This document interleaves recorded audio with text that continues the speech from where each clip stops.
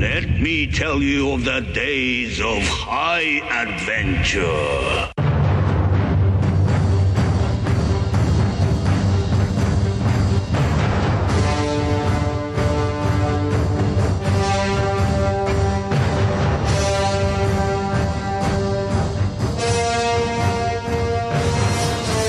Hi, I'm Mike. And I'm Kevin. And this is 6 Degrees of Schwarzenegger, the podcast where we take a long, hard look at some of our favorite action films from the era of Arnold. Schwarzenegger is the icon of the genre, and we're taking a deep dive into some of these 80s and 90s cult action movies and breaking them all the way down. Some folks say that Willie Green was the baddest motherfucker the world ever seen. But I want you to hold on to your seat. Hold on to them tight, because you now getting ready to see the story of me. Yes, me, the badass Dolemite. Oh, he's bad. The man is out of sight. All right, so we're back to talk a little bit more about Dolemite. Let's jump back into this plot. So Dolemite is like the world's strongest pimp. And he was framed for a crime he didn't commit. He was sent to jail by some crooked police and another rival pimp named Willie Green. But now he's been released to try to clean up the streets and clear his name. So he's linked back up with his women. He had just hooked up with a miscellaneous Dolemite girl. And he's got some evil police chasing him who want to kill him or to send him back to jail. We're not really sure what, but that's where we'll pick up the story. But here's where it gets weird. It's like, then they literally just cut to another scene of Dolemite getting harassed by the cops. And this is where we meet Mitchell and White. Not the first time. We'd already met. One of the dudes was part of the setup from the beginning. Was Mitchell. Mitchell. Okay. But you meet Mitchell and White again, right? And Dolemite's walking to his car. Now, is this the next day? Is this like right after he left his girl? Like, I imagine he's walking out of his house. I don't know. It could be, but it was never established. It's unclear. Like, I don't even know if he's wearing the same outfit. Like, it's just, though the harassment that's happening feels like very relevant to today. Yeah, it's kind of like he's True. like, I haven't done anything, and they're like, oh, you will though. And isn't it weird to see movies that were filmed back in the 70s that still have the same themes of stuff that is happening today? Yeah, that's always kind of weird. I can imagine the audiences for this movie back then, like, have been dying, like waiting for a movie that shows the shit that people are going through. Yeah, like we're used to the police harassment all the time. Even if it's like heightened or like dramatized, or over the top, like this movie is. Yeah. It is touching on real things. No, absolutely. And I know that they want to get those social issues out there. So it's kind of funny as you see him getting harassed by the cops in this movie. And because this movie was filmed in LA. And then, you fast forward to Menace to Society or Boys in the Hood where they're getting harassed by cops. Like it's never changed. 20, 30 years later, same thing, right? But anyway, so he's getting harassed by the cops in this film. Playing drugs in his car. They pull out another sack of cocaine. Like, it's just like, so they even say it. Like, one they of the basically dudes just start snorting it right in front of him. Yeah, and he literally this is the good stuff. And he literally says that we're setting you up, right? it's not a secret. It's not like a wink. He says like, oh, we know you think you're smart because you got these flashy clothes in the car. And you got all them. The cop says, this is not Kevin talking, but the cop's like, you got all these black bitches working for you. And he's like, you forgot about the white ones. That's a good ass line. Yeah, that's a good comeback. They are basically like, hey, what, Dolemite, we're watching you, right? Mm-hmm. And he starts beating him up again. He starts karate kicking him like as they walk away. These are armed police officers. He just starts karateing them. So he starts karate fighting these cops, and he subdues them. He gets them down, and he picks up the bag of cocaine, and he just like throws it all over them. He dumps it all over them. Yeah. When he's doing these kicks, like some of them are coming nowhere near. The guys. Yeah, he does like a side view of him missing by easily 3 feet. I love and the guy gets knocked out. He gets knocked out like that stormtrooper in. He does, and he beats the dudes up, and he's like, "That's for fucking with me." And he gives the same insults, like, business born insecure motherfuckers. And then if you believe the Netflix movie, like a lot of that anger that Rudy Ray Moore had seemed like it was at his dad for like not believing in him, and like that rage and that like whole like you have no mind for business, you're insecure, and all that was more about him having some like father issues which was very interesting to me. I don't know. Yeah, they never really talk about it. Not in the movie, not in this movie, but in the Netflix. But in the Netflix, yeah, it's definitely like his dad never believed in him. It's definitely a theme, and he's probably abused him too. Like he probably physically abused him. And he didn't support him, like wanting to leave the sharecropping life. Yeah. And try to make something of himself. Yeah, I wonder why they didn't make that like and maybe he kind of did as Dolemite is. I guess you can kind of see him as a father figure. I get really remotely as a father figure to the neighborhood, because that was the whole reason they let him out. Mm-hmm. He's a hero. Yeah. So right, locally. Yeah. It's loosely based, to me, the movie, on like his problems with his dad, his issues with his father. Yeah. So after that scene, then it cuts to the church. And the cops are completely fine. They don't have like coke residue all over them. Same policemen walk into the church and they're trying Mitchell and White. And the preacher was kind of, before they came in, he was giving like a political type. Yeah, he was definitely like giving like making political statements, like almost like a Black Panther. The president is getting away with breaking the law, but people in the neighborhood can't get away with it. Yeah, I mean, fast forward to now, right? Yeah, because he specifically says Nixon. Yeah, I mean, it's crazy how the issues back then are the same issues we have now, right? Totally. So he's giving this speech, and then he sees the cops walk in, and then he totally reverts to like a regular Christian sermon. and they're like, cut the crap. We know what's going on. We need to talk to you. So they take him to the back, and he's like, and the preacher's like, well, what are you guys talking about? I don't know what's going on. Everything is on the up and up here. And they're like, okay, well, what's in this trunk here, this crate right here? Oh, they were just a gift. It's like full of machine guns. Yeah, it's full of guns. He's like, well, those are for the big man. Yeah. And so as soon as he says that, the cops are like, oh, okay, which we know what you're talking about. Who this character hasn't been introduced yet. Not yet. But they're like, oh, okay, so what did you see here? Oh, I didn't see anything, right? Yeah. So it's almost, but the Reverend keeps talking about, well, as soon they keep asking, like, do you know where Dolemite is? And the Reverend's like, well, I don't, but as soon as I see him, I'll let him know that you're looking for him. The Reverend, I feel like, is trying to play both sides. Yes, that's what I'm trying to get to, is like, you can't really tell what side I guess the Reverend's just looking out for his best interests. Right. Because he's on his own side. Yeah, he's willing to like work with the bad guys, but he's also willing to work with Dolemite. Yeah. So it's that kind of ambiguous, like Christian thing where I'm just a good person and willing to work both sides of the room, right? I don't know if you can say that preacher was a good person, but we'll get to it. Yeah. We'll hear more about him later. But now we got the character of the creeper. Yes. / the Hamburger Pimp, they call him. Yeah. And he's at the hamburger shack or whatever on the street. He's trying to order a hamburger, but he has no money. So he reminded me of Wimpy from Popeye. He reminded me of Bubbles from The Wire. If you ever watched The Wire. I didn't watch The Wire. But like just a smooth talking dude, but totally strung out. You know, but yeah, he's saying, I want a hamburger, I want some fries. And the lady says, we don't have fries. You know that. What kind of hamburger doesn't have fries? Doesn't have fries. Exactly. That's one of the more far-fetched things in the movie. Out of everything that happens in this movie, the fact that they don't have fries in this place is the most outlandish. And this awkwardly like produced, you can see either there's a spotlight or like a reflector that they're using, but the light on Hamburger Pimp's face is like moving around. I'm not even kidding. I bet you they used a mirror. I guarantee they used a mirror to like flash bright a light in his face. Light on his face. And it's like only on him, which is what makes it stand out so much. Like if they had just moving as like trying to follow his face, right? If they had just lit up the whole airspace, then this wouldn't be an issue. But they decided to just put a spotlight on his face just to. I think they were reflecting the sunlight back onto his face. Like I would imagine, like we said, this guy Nicholas Sternberg was the director of photography, which this is such a low budget. I'm sure he was in charge of lights too.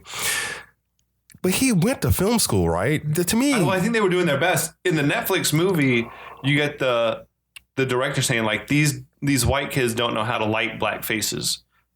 Because and you could they're trying to explain a little bit of why some of the scenes in the film don't look good. Yeah, so I understand that. I do, but there's a basic rule of lighting, and flashing a moving spotlight in somebody that just makes no sense, right? As you said though, this dude, the the Creeper gives one of the better like performances in the film. He really, if you could give out Academy Awards for being junkies, this guy would win hands down. So he hustles the free hamburger. But I guess what we should say that this is again another part of the charm of this movie is that they needed somebody to play a junkie, right? Mm-hmm. So instead of going out and getting a real actor to play a junkie, I think they literally found a guy on the street that was a junkie.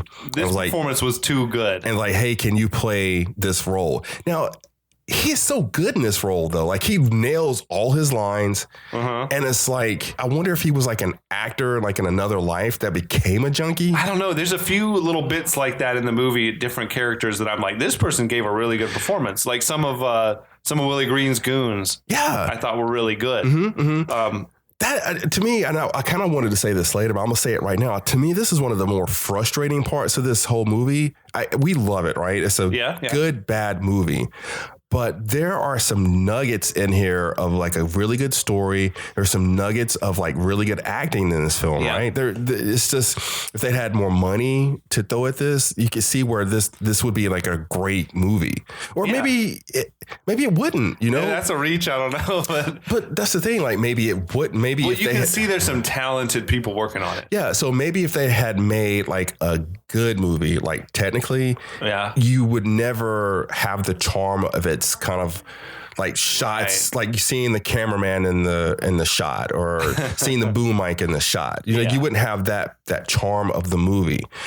So it's a tough. It's like one of those things where you can never tell what's going to turn into a meme. You know, it's kind of you never can tell that it factor.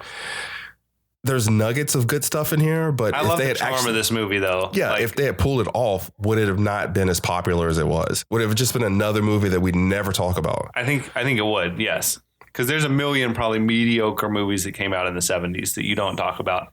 You had to be really good or really bad to stand out. You know, otherwise you're just in the middle of the road. Yeah, so it's almost like what was the movie that came out recently? The Room, right?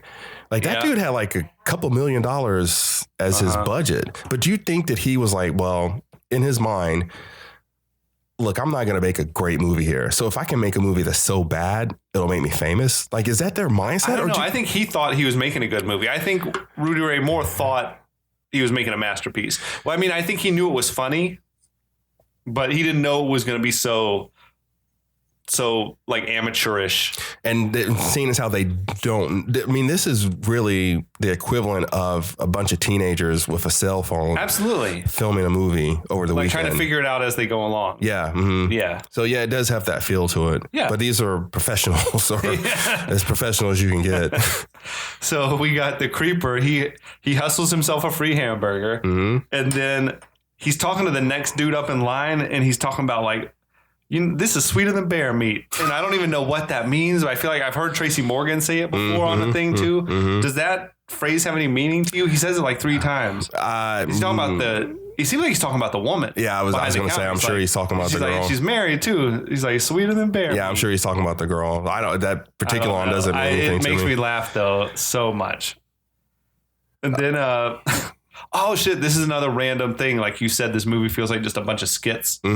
Where the dudes, a whole group of guys approach Dolemite when they get out of the car and they're like, is that you, Dolemite? Prove it's you. This guy comes out. It's like, hey, I made this bet with these guys that we didn't really believe that you were Dolemite, which again, like, what did they see him from afar and make that bet? Like, it just comes out of nowhere. I don't know. And so Dolemite's like a legend, right? Yeah. Like a legendary pimp. So yeah, I guess if you had established that, oh, hey, we hadn't seen Dolemite because he had been in jail all these years, like maybe do a shot of the guys like seeing him from afar, like walking across the street. I don't know, you know. It seems like the thing he's doing is more like the kind of shtick he was doing on the albums. Yeah. Like it's just sort of like talking jive. Yeah. Almost or whatever. Yeah. No, he definitely was like, put the scene in this movie. I don't care. Some time. I don't know where. I don't know how. I'll just put the scene in this movie somewhere. But I guess it establishes who Dolemite really was. Like that was really Dolemite. And it is funny as hell. And he's cracking the guys up. But it just, in the scheme of the movie, it just makes no sense because it literally comes out of nowhere. I mean, that everywhere from where Willie Green goes to the parlor, to the massage parlor, to up to about this point. It's just a series of scenes in a movie that don't connect, but they're all great scenes individually, you know? Yeah. Dolemite ends up walking up on the creeper. Now, here's the funny thing to me. Dolemite's looking for the creeper, right? Yeah. He's physically out there looking for the creeper, but it's the way that scene is set up. It's like they randomly run into each other, right? Almost, yeah. Yeah, it's like they just kind of randomly. The guy sort of pretends, the creeper pretends like he doesn't know who Dolemite is, but he's like, probably back jumped off, or I'll up. fuck you up. But it's like, it's almost like they bump into each other, not like Dolemite actively goes towards the creeper. I guess it's a little thing, but I think Dolemite offers him some money if he'll give him some information. Yeah, or get some smack or something like that. Yeah. Yeah. But in this scene, another technical thing is you can clearly see a boom mic in this, like clearly. I mean, not even hiding it. And I'm not sure how you saw this movie. I watched it on Amazon. It's free on Amazon. I watched it on Amazon also, Yeah. but apparently there's another edit of this movie because I think a different aspect ratio. they right? had a different aspect ratio of this film, right? where you can see more of the boom mic. See more of the boom mic, see more of the people. You can literally see like cameramen in the format that shots. the film was shot on versus the finished product, but Which like you don't see that in a viewfinder, like. well, I think they knew that when it goes to widescreen, that won't be included. But then some of the cuts of the movie were not. They used the full film frame, and you see the boom mic. So I But don't then know there's this. definitely some where the boom mic is even dipping into There's the some wide shots where the cameraman's in the scene. Like, how do you not see that? right. Like, I don't understand that. Like, I am a very novice filmmaker, but to me, it's like what you see in the viewfinder is what you see in your frame, right? Well, like I mentioned before, on the Netflix movie, there's some scene where the director of photography comes to Rudy Ray and says, "Hey, we're out of film. We've shot every little inch of film that we have, and we need more money to buy more film, or we Can't continue. you don't have to pay us, but we can't make a movie if we don't have any film Yeah. in the cameras." So I think they were having to just whatever take they got, like Oh they yeah, have no, to use it. Absolutely no. But Yeah. again, I understand that part. But I don't understand how you're looking at your viewfinder and don't see the cameraman sitting in the frame. Like, I don't understand that. Like, Oh, man, I don't understand. Like, if you're, You said the director might have been drunk. on the yeah, the director was totally drunk. Yeah, Derville. But that's not on him. That's on your cameraman. That's on your director of photography. True. So I don't understand that. I just, that baffles the mind to me. Like, and I understand, like, well, we don't have a lot of stuff to work with. Like, if you shot that, then that's what we're going to, the editor of this film must have just lost his mind, right? Because he was like, well, I can't put this scene in the movie, but I don't have anything else to put in the movie, right? Yeah. They're trying to put together a movie, but they don't have all the scenes they need. Yeah. Almost, you know? And this is all I have to, so like, fuck it. I'm just going to, I wonder, like, what's the, when a director doesn't want an Alan Smithy, Oh, yeah, Alan Smith. like they don't want to be known. Like, I wonder if the editor Leave my should have name been off like, it. yeah, just don't even include me in this. Right. Dolemite meets the creeper. They have a little back and forth, and it's. I think and I'm not sure if this is where he says it, but the creeper has like a line where he says, "I'm so badass, I kick my own ass I twice a wrote that day. same thing down. He's like, yeah, I'm so bad I kick my own. I'm so bad, I kick my own ass twice a day." I mean, there are just gems of. He's like, also talking lines. about like how, since you went away, drugs have gotten so expensive, like that honest people like me have to steal purses. Snatch purses. And he's like, honest, huh? Yeah, there are just great lines in this movie. Like, It's like halfway real and halfway funny. I think it's meant to be comedic. yeah, it's almost. I think that when they were filming, I think Rudy Ray Moore, when he was filming this, he was like, I want this to be like a real film with a little bit of comedy in it, right? With some social commentary. Yeah, with some social comedy, but I wanted it to be real, and it comes off like a Austin Powers. Like, I'm surprised there weren't sharks with laser beams in this film. Like, I'm surprised that scene's not in this movie because it's just so over the top. So then what happens? Creeper takes Dolemite back to like this crack den where he's staying basically. He's straight shooting heroin. Yeah, oh yeah. He's and again talking Now about that you tell me that he was like a real junkie. Well, I don't think that because they kind of cover it up. So I know what you're saying. Like, I guess this is the acting part of Creeper. Like, he has the needle up to his arm, but he kind of covers it up so like you don't see the needle going into his arm. Yeah, right. But the fact that this is like another movie that almost renders this whole thing with meeting the creeper insignificant is he's about to tell him like who killed little Jimmy. Yeah. And then a couple of gunmen just burst in the room and kill Creeper. Yeah. But talking about social commentary, like right before that, Dolemite says, hey, look, I've known you a long time. I seen you shooting this stuff up a long time. And if you keep doing that, it's going to kill you. He says something really funny, actually. He's like, oh, yeah, I'm going to quit. This is my last hit ever, right? Yes, he does say, after this one, I'll stop. Yeah, after this one hit, I'll never do it again. Yeah. And then these two goons just bust in the room and shoot him up. Creeper, right? And of course, Dolemite's behind the door when they bust in. So he gets the drop on these two guys and he karates them both up. Karates them with and the kung fu and takes them both down. Takes them down. I think he kills both of them. He definitely shoots one of the guys. Yeah. And then the two cops, same dirty cops, the same everywhere. dirty cops run in. Now, in real life, don't you think Dolemite should have left? Yeah, he was just waiting. He was waiting on him. Like, I don't know how long it took those cops to get there, but let's say 15 minutes, right? Yeah, he's just waiting in the room. He's still just sitting there, right? And he just lets him put the cuffs on him. Doesn't fight him or anything. But these are two guys he just beat up. He like just earlier beat up today, probably. And he knows had framed him. They had framed him earlier, and he just lets them, cuff him and take him in. So that was a little. I don't know. It was just weird. Like, it didn't make any sense in the movie. The whole lot of this movie doesn't make any sense. Then we're at the church and this Officer Blakely walks in, played by Jerry Jones. Yes. Who was like the screenwriter of this along with Rudy Ray Moore. So according to the Netflix movie, Jerry Jones had been doing like a lot of... He was like a playwright. Like a lot of plays in the LA area. Like serious drama, like the plight of the community type of so that where all the social commentary comes in. So then like on Rudy Ray Moore, when he came to sort of recruit him, help me write a movie, he didn't want to do it because he didn't want to be associated with like this sort of exploitation, lowbrow stuff. But he said, well, we can put all the social commentary stuff in there too. And that sort of brought him on board. And you can clearly see the difference in like the parts where Rudy Moore is just like jiving with people. Yeah. And then the more serious parts where there's like the social commentary, like, going back to where his nephew's killed. And that's the reason that they're letting him out of jail. This dude, Jerry Jones, is like a good actor as well, though. He was one of the better performances I felt like in the film. So he did have a strange mustache. This mysterious guy, his name is Blakely. He introduces himself as like a police officer. As a cop, right? Yeah.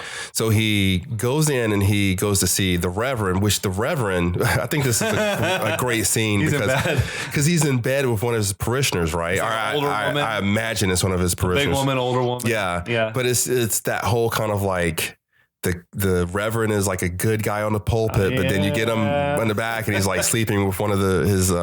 He tells her to go like hide in the back room. Yeah. And that chick was like really new too. Like I thought was interesting. So basically Blakely, this is this character's name. He confronts Gibbs and he's like, who are you working for? Are you on the side of the big man? Or are you on the side of Dolemite?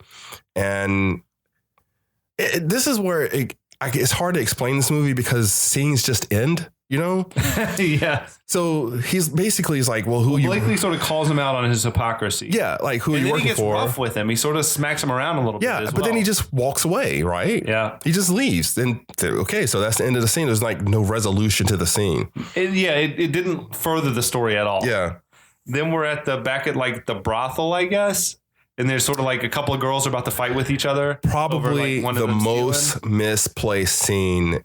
There's another one I can think of, but the most misplaced scene in this entire film is this one. This one, right? To me, is this one right here because it means nothing to the film.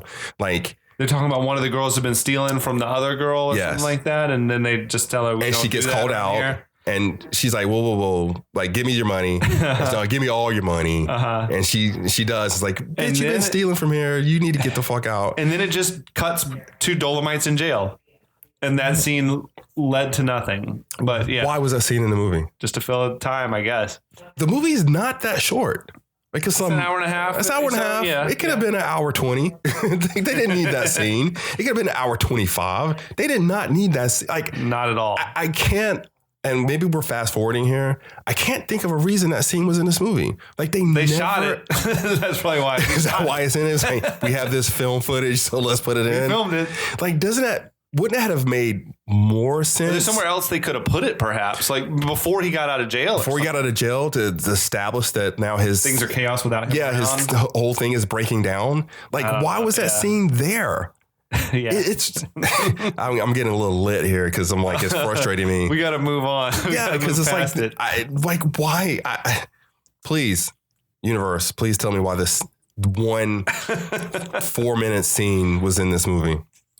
But yeah, then it just awkwardly cuts back to Dolemite's in jail and Blakely comes to see him there.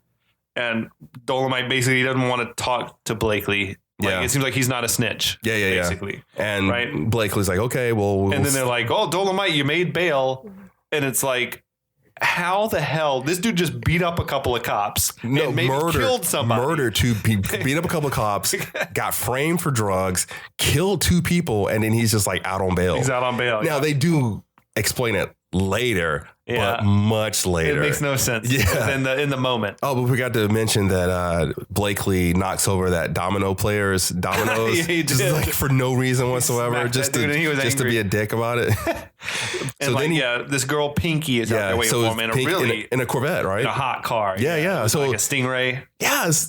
So this movie, for however much it cost to make, and I know it made like $5 million on its initial, but I don't know, maybe $200,000 maybe is how much he spent. That much or less. Yeah, but he had some nice cars in this. He had like that car that Corvette, the one that Willie Green drives, the one that Willie Green was driving. That I don't know what that was, but it was a high end, like a Lotus or something. Yeah, that's something exotic. Exactly. It could have been a Lotus because it looks just like 007's car. Yeah, it was nice. Yeah, but so. Yeah, Dolemite, for whatever reason, he's happy to see Pinky, even though he knows Pinky works for Willie Green. Well, Pinky was the girl earlier. Main chick. Yeah, early in the film when Dolemite first gets out of jail, they had mentioned that one of his girls left. Yeah. This was Pinky. What do you think he was like his main one of his main girls? I think so, yeah. Breadwinner or whatever. Yeah. So but then he goes and he sleeps with Pinky. Yeah. And he rolls on top of the girl and they start kissing, and then it's a hard cut to they're finished. And she's like, they're out of breath and like, whoo. Yeah. Whoo. All right. Dolemite, you're the best man ever. Basically, the best lover ever, right? He sleeps with Pinky. Then after. That's the one. They're professing how much they care for each other and everything like that. And so after they're finished sleeping with each other. She bailed him out because she loves him so much. Yeah. Dolemite's like, wait a minute now. I know that you work for Willie Green. And you're bailing me out, so something's kind of fishy here. He says he doesn't trust her, basically, and she calls him up like a bitch. Yeah. And then he gets mad, forces himself on her. He gets mad. He's like, I'm going to fuck the shit out of you. And she did not seem to want it in that moment. I think she did. Well, she did once it was started, but it did seem like he forced himself on her kind of violently. He smacked her in the face. And then I think she still I think that was what they were trying to say, like that he's such a powerful lover. Yeah. Like almost like it's like a James Bond. It's like James Bond. Every woman wants him. Yeah. Like how he takes Pussy Galore, right? Yeah. He just takes her. This is what he did. He just took this woman, right? You can't really do that scene in 2019 or 2020, whatever. You can't do that scene then. But they did it. Yeah. But I think they were trying to establish that he's such a powerful sexual lover that he can just dominate this woman. Mm-hmm. Like, kind of like Austin Powers, where the fembots, like he's got such a sexual prowess. Even though, like, visually, just looking at him, you don't see it. You can't, yeah. You know, like it's just something there in his own mind. Now. Next up, I guess it's the next day. It's just another like one of these hard cuts. Yeah. But he's talking to the girl Shy on the phone in his club. Meet me at the club. Mm-hmm. Meet me at the old club or whatever. And give me the key. He's looking for a key. So they cut to the club and it's just like some girls dancing on stage, like auditioning, I guess, for a couple of dudes. When Shy walks in, they're trying to say, "Well, you're our star. Like you got a job here if you want it." And she's like, "No, I'm just here to meet somebody." And they're like, "Oh, okay." Oh, who? And then Dolemite walks in and starts sort of smacking the guys around a little bit. She's like, Dolemite. Uh-huh. And he's like, and they're like, Dolemite? What are you talking about? And he's literally standing right behind her. He walks in and sort of starts strong arming the guys. Yeah. Because it's his old club. that was his old club. That was his club. Yeah, that was the total experience. That's his old club. So he just walks in, he has the key, he walks to his old office, and they're all like, well, what, you can't do this, you can't do this, you can't do this. And of course he does it. And he walks into his office and he cuts up the carpet and he takes the key and he opens up a safe and he takes out some money. And I guess the $50,000 that he owed. He basically pays Willie Green off to buy back his club, right? I like what he says. I want him out of here in 24 hours, and 23 of them has already gone. One of the I don't know why that line's not more iconic. Like, why are we not saying that line like we say, "No, I'm your father"? Like they, to me, should be on the really. That's a great line, man. Yeah, it is. It's a tough guy line. Great like that. You're right. That like. People should be doing throwbacks to that line in movies today. Like, I don't know why they're not. Maybe because they just don't know this movie that well. But that's a great line. It is. I mean, there was definitely like Rudy Ray Moore had a way with words, a presence to himself. Yeah, yeah, and like the insults to the tough talk, and a lot of the things he says is just like it sticks in your head. Well, he had that hardness to him. Again, I said he was born around the same time as my grandparents. That people growing up during those days had to have, that hardness that they had to have growing up. The shit they had to put up with. Exactly. So there was like a bluntness to the way he delivered his lines. Like there was just like a way he said it that was like. He did seem like a tough. He did a good job to me of playing the tough guy, because it's like he came off as a dude that I would not want to mess with. Oh yeah, we wouldn't want to fuck with Dolemite. Yeah. I think then when he's telling him to get out, one of the dudes like whips out a switchblade, and Dolemite just beats up all three of them. Yeah, he lays them all out, whatever, and then he leaves with Shy. Yeah, yeah. Mm-hmm. But then it cuts to Willie Green comes walking in, and the main guy wakes up kind of, and he tells him, Dolemite and 10 other dudes came in here and they beat us up. And Willie Green smacks him around. He's like, 10 other guys? Are you for real? Like, 10 other guys beat us up. It's like, if you ever lie to me again, I'll kill your ass. All right, so Willie Green's come in and he smacked his boys around or whatever, showing that he's maybe the second strongest pimp in the city. And that seems about as arbitrary a point as any to take another break. But we'll be back next week to pick up and continue the tale of Dolemite.